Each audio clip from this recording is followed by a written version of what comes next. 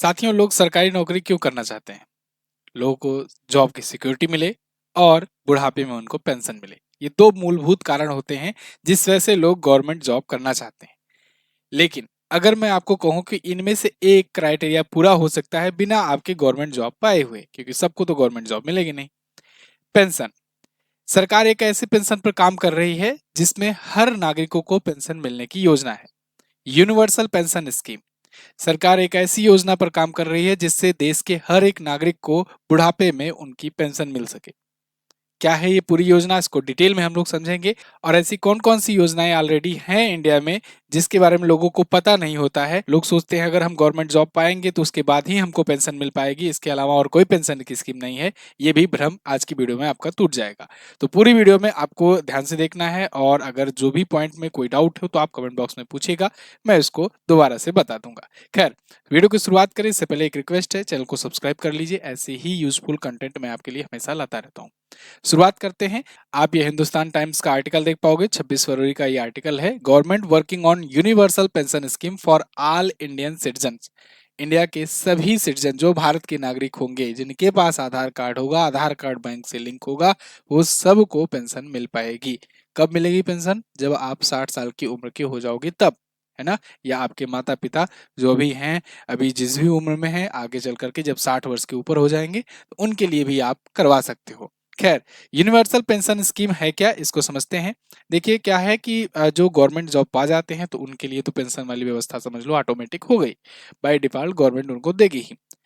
जो बड़ी बड़ी कंपनियां हैं वो भी कुछ ऐसे शेयर्स देते हैं अपने एम्प्लॉयज को, या कुछ ऐसे फंड्स देते हैं लास्ट में भी उनको, जिससे फायदा होता है। जब वो निकलने वाले होते हैं तो उनको बोनस वगैरह मिलता है।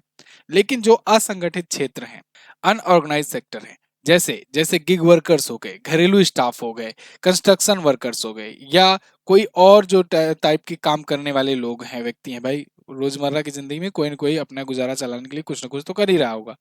तो उन असंगठित क्षेत्रों के जो लोग हैं उनको भी पेंशन मिले, ऐसी योजना कर रही है सरकार। तो असंगठित क्षेत्रों का मतलब क्या हुआ? मतलब आपको काम करते रहना है या काम कर रहे हो आप, ये मिनिमम आपका रिक्वायरमेंट होना चाहिए। अब इसमें और ज्यादा डिटेल तो ये तब निकल करके आएगी जब ये यूनिवर्सल पेंशन स्कीम पेश करेगी गवर्नमेंट। अभी किन किन मुद्दों पर विचार किया जा रहा है वो मैं आपको बता रहा हूँ, ठीक है। तो पहली क्राइटेरिया तो ये है कि कुछ ना कुछ करता हो जिसकी वजह से उसको ये हो कि हाँ ठीक है, ये काम कर रहे थे, इनको पेंशन मिलेगी बुढ़ापे में, ठीक है। तो ये स्कीम क्या है, किन लोगों को फायदा मिलेगा, ये पूरा हम लोग डिटेल आज की वीडियो में जानेंगे। आप देखिए, कंस्ट्रक्शन वर्कर, घरेलू स्टाफ, गिग वर्कर्स, असंगठित क्षेत्र, इन सबको इसके अंतर्गत लाया जाएगा। सभी नागरिकों को पेंशन का लाभ देना, यही उद्देश्य है इस पेंशन स्कीम का, ठीक है जी। अब यूनिवर्सल पेंशन स्कीम योजना जो है, जो फुल्की लगाने वाले हुए, गिग वर्कर्स हुए, गिग वर्कर्स मतलब समझ रहे हो, जो स्विगी जोमेटो और बिग बास्केट वगैरह के जो सामान ढोलते हैं, या डिलीवरी बॉय होते हैं, है ना, किसी भी प्रकार के आप देखते हो, चाहे अमेजन फ्लिपकार्ट के डिलीवरी बॉय हुए, मतलब डेली का डेली ये अपना जितना भी काम करते हैं उसी हिसाब से इनको पैसा मिलता है। तो ये गिग वर्कर्स होते हैं। तो गिग वर्कर्स जो हैं वो भी इसके दायरे में आएंगे। इसके अलावा जो खुद का छोटा मोटा करते हैं, जो जो स्ट्रीट वेंडर्स टाइप के हो गए, वो भी इसके दायरे में आएंगे। स्ट्रीट वेंडर्स के लिए ऑलरेडी एक पीएम स्वनिधि स्कीम चलती है, आप जानते हो, जिसके तहत 50,000 तक का लोन मिलता है। तो ये सभी जो हैं ये सब इसके दायरे में आएंगे, मतलब छोटे से छोटा नागरिक और बड़े से बड़ा नागरिक इसके तहत आएगा। कुछ कंडीशंस ये हैं, जैसे कि इसमें जैसे अटल पेंशन स्कीम एक चलती है। अटल पेंशन स्कीम में क्या है कि आप अगर इनकम टैक्स नहीं फिल कर रहे हो, इनकम टैक्स के दायरे में नहीं आ रहे हो, तब तो आप अटल पेंशन स्कीम का फायदा उठा पाओगे। ऐसे ही हो सकता है इसमें भी आगे चल करके ऐसे नियम कुछ लाए जाएं कि ये उन नागरिकों के लिए होगा जो इनकम टैक्स के दायरे में ना आते हों। क्योंकि भाई अगर इनकम टैक्स के दायरे में कोई व्यक्ति आ रहा है तो ऑलरेडी अपने वो कहीं ना कहीं ऐसे इन्वेस्टमेंट कर रखा होगा जिसके वजह से उसको बुढ़ापे में टेंशन नहीं है, तो उनके लिए पेंशन लाने की सरकार को जरूरत ही नहीं है। वो लोग खुद अपनी व्यवस्था किए होंगे, है ना, जब इनकम टैक्स अभी दे पा रहे हैं तो आगे भी कर पाएंगे। लेकिन गरीब जो नागरिक हैं उनको पेंशन मिल सके, उनको बुढ़ापे में सहारा मिल सके, इसके लिए सरकार इस योजना पर काम कर रही है। तो देखो, अभी भी भारत में कुछ ऐसी योजनाएं चल रही हैं, जैसे जैसे अटल पेंशन स्कीम चल रही है, एनपीएस स्कीम चल रही है, नेशनल पेंशन स्कीम, इसके बारे में भी अभी बताऊंगा। प्रधानमंत्री श्रम योगी मानधन योजना चल रही है, लेकिन यूनिवर्सल पेंशन स्कीम इनमें से अलग होगी और इनमें अलग अलग योजनाओं को मिला करके एक व्यापक स्कीम बनाई जाएगी जिनमें इन सब की क्वालिटी हो सकती है। ठीक है, तो ये स्कीम भी वैकल्पिक होगी। अब इसमें अपनी मर्जी से लोग चुन सकेंगे कि इनमें से किसको ऑप्ट करना है, ठीक है ना, किसमें भाग लेना है। एक एक करके समझते हैं। देखो, नेशनल पेंशन स्कीम जो है ना, ये 2004 में इंट्रोड्यूस की गई थी भारत सरकार के द्वारा। और इस स्कीम का उद्देश्य क्या था कि अगर मान लो आप गवर्नमेंट एम्प्लॉय हो तो आपकी सैलरी से कुछ हिस्सा कट जाता था, 10% के हिसाब से कट जाता था, और वो सरकार के पास जाता था। सरकार उसमें से पैसे लेकर के उसको कहीं पर शेयर मार्केट वगैरह में इन्वेस्ट करती थी। फिर जब आप रिटायरमेंट लेते थे, जब आप 60 साल की उम्र में होते थे, तो एक मुश्त पैसा मिलता था। और जितना भी उसका शेयर में आप जो भी कमाए हुए हो, मतलब आपका अमाउंट से जो भी जहां जहां भी पैसा लगाया गया है, उसका जितना भी प्रॉफिट बना है वो सब भी आपसे शेयर होता था। उसमें गवर्नमेंट भी अपनी तरफ से ऐड ऑन करती थी और उसके बाद आपको पैसे मिलते थे। यानी एनपीएस स्कीम में ये था। अभी रिसेंटली आपको पता होगा सरकार ने यूपीएस को इंट्रोड्यूस किया है। इसके बारे में अभी बात करेंगे। यूनिफाइड पेंशन स्कीम, इस पर मैंने आपको वीडियो भी दी हुई थी। इसके बाद एक है अटल पेंशन योजना। अटल पेंशन योजना जो नॉन गवर्नमेंट एम्प्लॉय हैं उनके लिए भी है। इस योजना के लिए दो क्राइटेरिया सबसे महत्वपूर्ण है। एक तो भारत का नागरिक होना चाहिए, आधार कार्ड आपका बैंक से लिंक हो। दूसरा ये कि आप इनकम टैक्स के दायरे में ना आते हो। अटल पेंशन स्कीम सबसे अच्छी स्कीम इसलिए मानी जाती है क्योंकि आप देखो, इसमें 42 रुपए जमा करके या 84 रुपए जमा करके या 214 रुपए जमा करके आप बुढ़ापे में 60 साल की उम्र को जब पार करोगे, तब आप 1,000 रुपए प्रति माह या 2,000 रुपए प्रति माह, और 214 भरे हो तो 5,000 रुपए प्रति माह तक प्राप्त कर सकते हो 60 साल के बाद। ठीक है, लेकिन अभी आपको आपके अकाउंट से 42 रुपए कटा करेगा या 84 रुपए कटा करेगा। ये तीनों तीन कैटेगरी है, 1,000 रुपए का, 2,000 रुपए का, 5,000 रुपए का। तो अभी आपको इतना इतना देते जाना है, आपके अकाउंट से इतना कटेगा, और 60 साल की उम्र के जब आप हो जाओगे तो इतना इतना हर महीने मिला करेगा। ये अटल पेंशन स्कीम है। तो इसके लिए सिंपल सा प्रोसेस यही है कि आप किसी भी बैंक में जाओगे, वहां पर पता करोगे, वो आपका क्राइटेरिया देख करके अप्लाई कर देंगे, आपके अकाउंट से ऑटोमेटिक डिडक्ट होता रहेगा। खैर चलो, इसको करवा लेना, ये बहुत जरूरी चीज है। ठीक है ना, अपने माता पिता के लिए ही करवा लेना। एक है प्रधानमंत्री श्रम योगी मानधन योजना।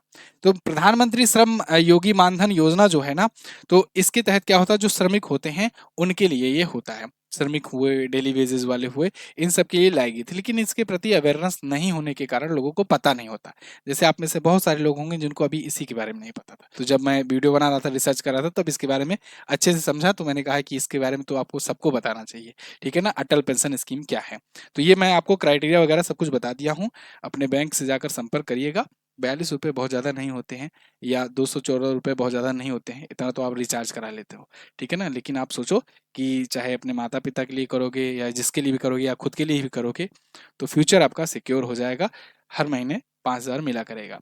और इंटरेस्टिंग बात यह भी है कि जो नॉमिनी होगा, जैसे मान लो कि पिता के नाम किए हो, अगर उनकी डेथ हो गई तो माता को मिलेगा इसमें। ठीक है ना, उसकी वाइफ को मिलेगा अभी पैसा, मतलब पैसा सरकार नहीं रखेगी अपने पास। जैसा इंश्योरेंस कंपनियां करती हैं, कंपनियां ये करती हैं कि अगर कोई लेने नहीं आया तो फिर रख लेंगी पैसा। सरकारी कर्मचारियों के लिए यूनिफाइड पेंशन स्कीम जो है ये लाई गई है, और ये 1 अप्रैल 2025 से लागू भी हो जाएगी। इस पर मैंने आपको 2 वीडियो दी थी और दोनों वीडियो में बहुत अच्छे से समझाया था। देखिए, इसको भी 8 लाख लोगों ने देखा और अच्छे से समझा कि यूनिफाइड पेंशन स्कीम होता क्या है। मोटा मोटा इसके बारे में बता दूं कि सरकार एक प्रकार से ओपीएस की डिमांड चल रही थी, ओल्ड पेंशन स्कीम की, सरकारी कर्मचारियों के लिए। तो वो डिमांड देखते हुए कि उसमें मतलब पूरा पूरा पूरा तो नहीं कर सकती थी सरकार, तो उसमें यूपीएस लाई कि ना एनपीएस रहेगा ना ओपीएस रहेगा, उनका एक बीच का रास्ता निकाला गया। अब उस बीच के रास्ते में ये कुछ चीजें लाए, जैसे कि ये कहे कि चलो हम मिनिमम 10,000 रुपए पेंशन कर देंगे। ठीक है ना, कुछ लोग को पेंशन 5,000 मिलती थी, ये 2,000 मिल रही है। सरकारी काम किए इतना सालों तक, उसके बाद पता लगा कि जब एनपीएस बना तो 2,000 उनके अकाउंट में आ रहा है। तो ऐसा ना हो, इसके लिए मिनिमम पेंशन 10,000 किया गया। इसके अलावा कहा गया कि अगर मान लो नौकरी के दौरान मृत्यु हो जाती है तो उसकी पेंशन का 60% हिस्सा उसकी वाइफ को मिल जाएगा। अगर कोई मिनिमम 10 साल की सेवा करा हो तब उसको मिनिमम 10,000 मिलेगा। इसके अलावा इसमें यह भी था कि अगर 25 साल नौकरी करते हैं तो फिर पहले 12 महीने की बेसिक सैलरी का 50% पेंशन जो है ये पेंशन के तौर पर मिलेगा, आधा पैसा पेंशन के तौर पर मिलेगा। ये सब कुछ क्राइटेरिया, ज़्यादा डिटेल के लिए आप यूपीएस वाली वीडियो देखिएगा, आपको पूरा अच्छे से समझ में आएगा। ठीक है, इस पर वीडियो मैंने बना दिया, इसलिए दोबारा से बताने का कोई मतलब है नहीं। यहाँ हम लोग बात करेंगे यूनिवर्सल पेंशन स्कीम की। तो यूनिवर्सल पेंशन स्कीम यही है कि हर नागरिकों को कुछ ना कुछ मिले। लेकिन इसके लिए आपको करना क्या होगा, अभी कुछ ना कुछ अमाउंट देना होगा, ठीक है ना। कुछ ना कुछ अमाउंट गवर्नमेंट को आप दोगे या बैंक में अपने दोगे तो उसमें से कटा करेगा और लास्ट में जाकर के मिलेगा। हो सकता है उसमें गवर्नमेंट भी अपनी तरफ से ऐड ऑन करे और उसके बाद मिले, लेकिन ये सभी नागरिकों के लिए होगा। जैसे कि लोगों के मन में ये जो धारणा रहती है कि सरकारी नौकरी जो कर रहे होंगे उन्हीं को पेंशन मिलेगी, उन्हीं का फ्यूचर सिक्योर रहेगा, तो सरकार चाहती है कि ये धारणा लोग बदलें और सभी के दिमाग में ये रहे कि भाई और भी स्कीमें हैं, उसके प्रति अवेयरनेस फैलाई जाए। इससे दो फायदा, गवर्नमेंट को भी फायदा होगा कि गवर्नमेंट चाहेगी कि लोग अपना पैसा जो है वो बैंकों में दें या फिर गवर्नमेंट को दें, एक प्रकार से गवर्नमेंट को ज़्यादा से ज़्यादा पैसा मिलेगा। अब लास्ट में जिसको निकालना होगा तो एक साथ सब लोग 60 साल के तुरंत तो हो ही नहीं जाएंगे, है ना। उसमें से कुछ लोग जैसे 24 साल से शुरू किए, कुछ लोग 25 साल से शुरू किए, कुछ लोग 18 साल से शुरू किए, तो सरकार के पास पैसा एक लार्ज अमाउंट पे आता रहेगा।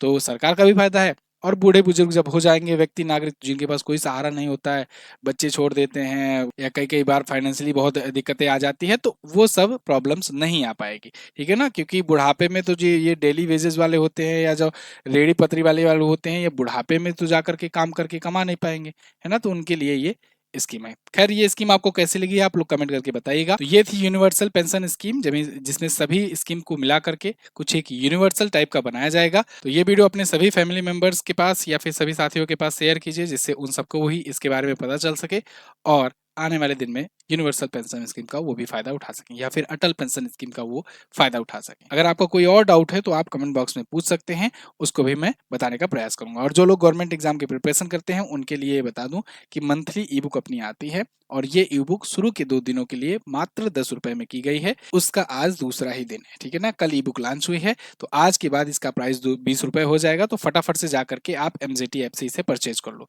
मंथली मैगजीन है, पूरे महीने का करंट अफेयर आपको कवर कराया जाता है। इसमें चैप्टर वाइज डिटेल कंटेंट है, क्वेश्चन आंसर फॉर्मेट में विद डिटेल एक्सप्लेनेशन। आप डेमो चाहते हैं तो भी एमजेटी ऐप पर जाकर के आप देखिएगा, फ्री डेमो पीडीएफ भी एक अपलोड हुई है जनवरी मंथ की, तो उसको आप डाउनलोड कर लेना फ्री में। बाकी भी आपको ई बुक मिल जाएंगी, मंथली की और ईयरली की, 6 मंथ की, सब मिलेगी आपको एमजेटी ऐप पर। तो गूगल प्ले स्टोर पर जाइए, एमजेटी ऐप डाउनलोड कीजिए और कोई भी डाउट हो तो आप कांटेक्ट कीजिए। Thank you so much. ये वीडियो अपने साथियों, अपने फैमिली मेंबर्स के पास शेयर कीजिए, जिससे उनको भी इसके प्रति अवेयरनेस फैले।